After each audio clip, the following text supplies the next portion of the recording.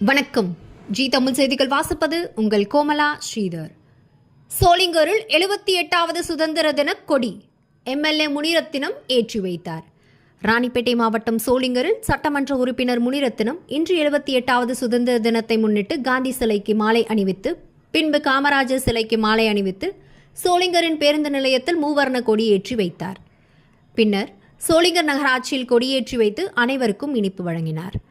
உடன் நகரமன்ற தலைவர் தமிழ்செல்வி அசோகன், துணைத் தலைவர் வேண்டா பழனி, நகரமன்ற ஆணையர் கன்னியப்பன், பொறியாளர் ஆசிர்வாதம், மேற்பார்வையாளர் ஆனந்தன், நகரமன்ற உறுப்பினர்கள் அசோகன், கோபால், சிவானந்தம், அன்பரசு, பெருமாள் ஆகியோர் உடனிருந்தனர்.